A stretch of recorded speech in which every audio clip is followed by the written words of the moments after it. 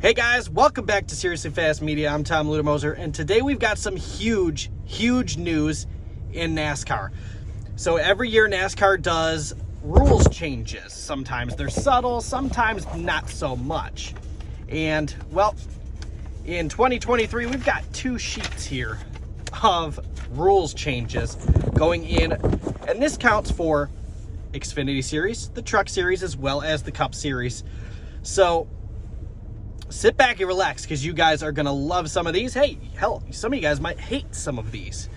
But starting Tuesday morning, NASCAR came out with these. The rumors started swirling, and I got the announcement, started punching them up, and they were just nuts. So here we go. First one, this is one that a lot of fans have had a problem with for a long time, and that is, well, I can't say a long time, it's one season, and that is the lost wheel penalty. So they revised the lost wheel penalty. So now, if you lose a wheel on pit road, under yellow, you will start at the tail end of the field. If you lose a wheel on pit road under green, you have to do a pass-through penalty. Beyond pit road, so even once you pass that the pit road exit line, you will get a 2-lap penalty and 2-week suspension for 2 crew members. That is the director's call on which crew members. So your crew chief and your tire carrier are not going to be suspended for 4 weeks anymore. So a 2-lap penalty, which I assume would be come in, park at your garage, or park at your pit stall, and then drive out after you've been passed twice. Very, very strict penalty still, but not quite that 4-week suspension. Next one up is going to be the Hail Melon type Ross Chastain move, the wall ride. You will get a time penalty at all tracks, period. NASCAR said they didn't want to interfere with it last year, but clearly 2023, that is changing.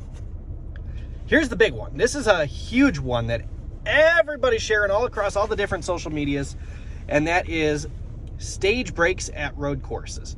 Well, NASCAR's eliminated them all on Cup, Xfinity, and Truck Series events, except for the standalone events for Trucks and Xfinity, such as Mid-Ohio, Portland, and Road America.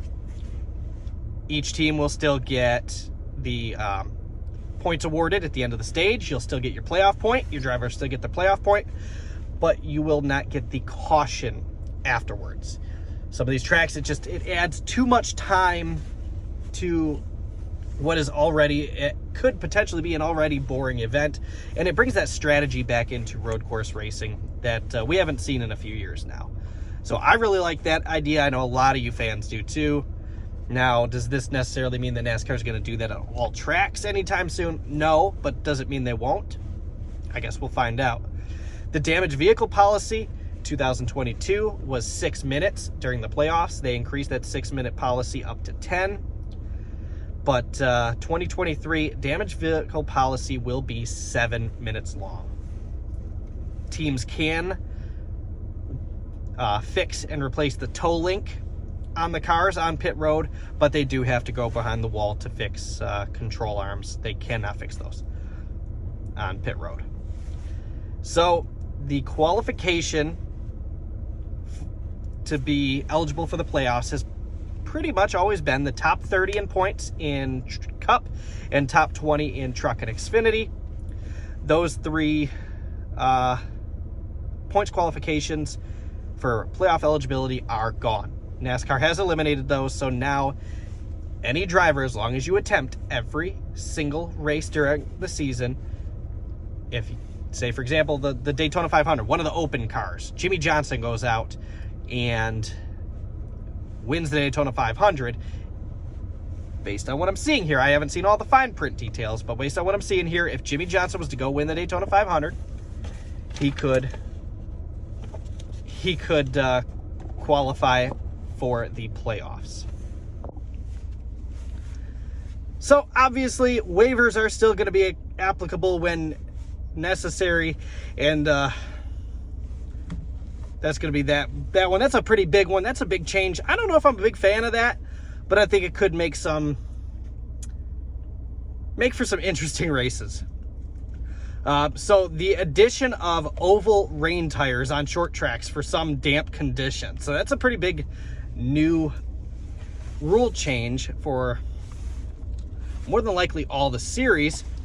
Tracks included in that are going to be IRP, the Clash at LA Coliseum, Martinsville, Milwaukee, New Hampshire, North Wilkesboro, Richmond, and Phoenix.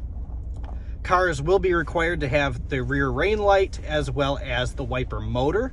You don't have to have the wiper, but it does have to be set to the 12 o'clock position if you do decide to add that.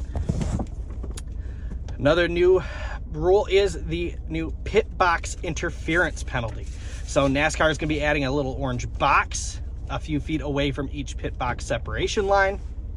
Basically what that means is if a driver hits that box and interferes with another team's pit stop, there could be a penalty for that. Now, here's a cool one. I kind of like this one here. So currently at super speedways and dirt tracks, they do not have the choose rule, but that will be added to Daytona and Talladega, as well as the dirt tracks. And then restart zones will be extended by 50%. That's 25% on either side. And this will go for the first 5 races in the season. And then after Atlanta, NASCAR will reevaluate that rule. So those are the big 2023 rules changes in NASCAR for 2023. I know I just said that. I'm kind of rambling here. I apologize about that little skip. I was at work. But I like some of those changes. I think that's going to be exciting. I think there's a lot of great stuff that can come from some of that. I think some of them could be hit or miss. So what do you guys think? Leave that in the comment section below. And as always, good luck to your drivers. And we got 5 days till we go racing again. Thanks for watching, guys.